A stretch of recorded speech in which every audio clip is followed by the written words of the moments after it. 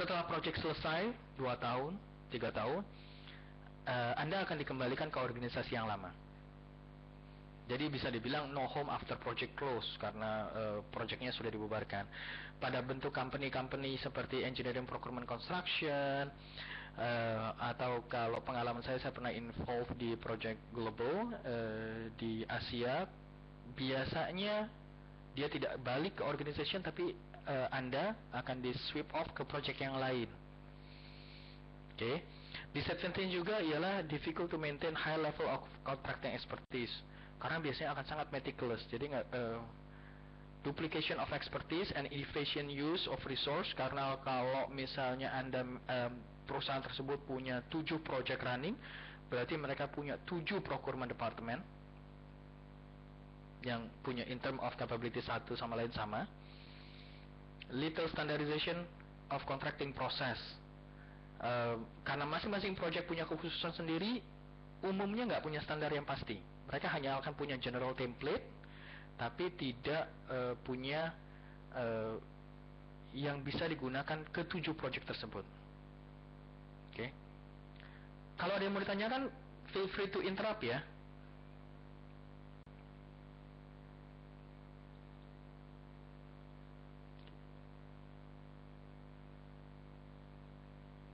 Oke, saya move on. Sini ada plan purchase and acquisition.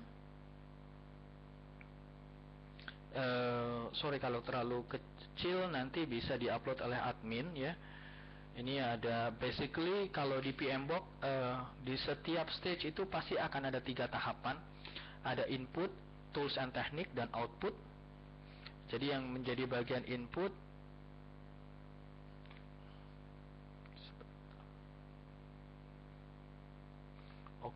yang menjadi bagian input itu ialah ada scope baseline, ada requirement documentation, ada teaming agreement, risk register, risk related contract, ada activity resource requirement, project schedule tentunya, activity cost estimate, cost performance, ada lebih banyak sini. Tools and technique yang digunakan biasanya ada disebut dengan make or buy analysis, ada expert judgment, ada contract types, nanti kita bahas pada slide berikutnya. Outputnya ada procurement management plan, procurement statement of work, make or buy decision, procurement documents, source selection criteria, dan change request.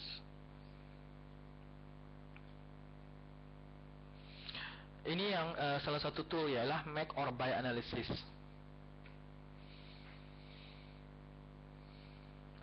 Pada step ini biasanya akan ada analisa dan evaluasi mengenai benefit atau drawback dari doing work within your organization atau menggunakan external resource. Influence-nya by expertise, capacity, cost, core, competence, trade, secret, etc. Big influence from organization broader goals and project immediate needs. Security consideration also needed to define the method. Sama seperti contoh yang tadi saya gambarkan, kalau Anda currently sekarang sudah bekerja di satu perusahaan sebagai tenaga IT, biasanya pada bentuk penambahan, kalau dari sisi hardware, misalnya Anda ingin menambahkan hardware tertentu, biasanya pihak manajemen akan tanya apakah ini akan dikerjakan sendiri atau ini akan dilempar ke pihak vendor. Biasanya ketika kalau Anda jadi project manager di organisasi tersebut, Anda akan memberikan yang disebut dokumen ini ke pihak manajemen, di mana menjelaskan apakah tim punya expertise, apakah tim punya kapasitas. Capacity itu bukan hanya skill tentunya ya, artinya kalau Anda sebagai IT admin keseharian sudah handle sekian banyak IT tiket untuk troubleshooting, umumnya tidak akan punya waktu untuk melakukan development. Cost, dari sisi cost, cost-nya harus hire orang tertentu secara company atau menggunakan vendor, itu juga biasanya harus dimasukkan ke dalam make or buy analysis yang Anda submit ke pihak manajemen. Competence, trade secret, termasuk security consideration.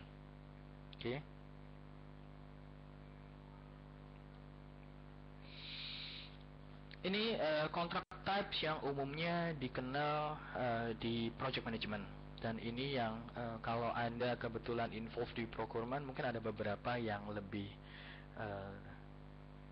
ngerti dan terminologinya ya. Biasanya dibagi menjadi satu, fixed price, cost reimbursable, time and material. Lebih lanjut nanti akan ada detailnya. Ini disebut dengan fixed price. Fixed price biasanya ada dua macam, ada fixed price incentive fee dan fixed price economic adjustment. Incentive fee for meeting target, jadi kalau misalnya Anda jadi project manager, Anda punya vendor, Anda hanya perlu menentukan kita mau software development ini selesai dalam waktu 7 bulan. Oke. Lalu nanti biasanya ada on top of cost-nya akan ada tambahan bonus bila memang selesai kurang dari 7 bulan, akan ada additional fee diberikan ke pihak vendor. Oke, biasanya disebut fixed price incentive fee. Ada juga yang fixed price economic adjustment. Jadi kalau memang kebetulan cost-nya vendor itu dalam rupiah, charging-nya dalam US dollar, biasanya beberapa company lebih prefer ambil seperti ini atas kesepakatan dengan vendor. Jadi ketika US dolarnya tiba-tiba melemah dibandingkan rupiah sampai ambang batas tertentu, mereka biasanya pihak vendor diizinkan untuk merubah rate. Dua item ini biasanya digunakan juga kalau memang Anda selaku project manager bisa menentukan, oke, pada project instalasi hardware, instalasi server di 7 cabang kantor yang Anda miliki, itu hanya dibutuhkan 3 tim, dengan masing-masing tim itu ada 2 engineer. Biasanya mereka akan lock dalam bentuk fixed price, artinya per bulan Anda akan harus membayar sekian amount untuk durasi sekian bulan. Oke. Ini yang bentuk yang lain, cost reimbursable, risk on buyer, biasanya digunakan ketika pihak end user, Anda tentunya, kita hanya tahu apa yang kita butuhkan, tapi kita nggak tahu bagaimana mengerjakannya. Oke, nanti ada slide tertentu yang bisa menggambarkan itu. Simpler scope of work, cost plus fixed fee, cost plus fixed fee. Jadi biasanya Anda bisa contoh misalnya Anda punya pekerjaan relokasi data center, Anda selaku project manager punya relokasi data center project dari Bandung ke Surabaya. Anda menggunakan vendor, Anda bisa minta ke pihak vendor untuk memperhitungkan cost-nya, real cost, lalu diberikan fixed fee. Artinya kalau mereka menggunakan 7 engineer, fixed fee-nya berapa per engineer, per kali berapa per main days-nya. Oke, cost plus incentive fee, ini seller passes cost back to buyer. Jadi si pihak vendor akan memberikan semua cost kembali ke buyer. Oke, dan mereka akan mendapatkan incentive fee apabila si pihak vendor mencapai target tertentu. Oke, pada dunia industri saat ini ada beberapa project consulting yang menetapkan bentuk target itu bukan hanya waktu, tapi juga cost yang bisa di save. Artinya misalnya gini, kalau Anda jadi project manager, saya akan kasihkan budget sebesar 1 juta US dollar untuk Anda manage, dan ketika Anda manage itu sampai project deliver dan close out, ternyata target tersebut yang digunakan dari 1 juta US dollar, Anda bisa save sekitar menjadi hanya 800 ribu US dollar.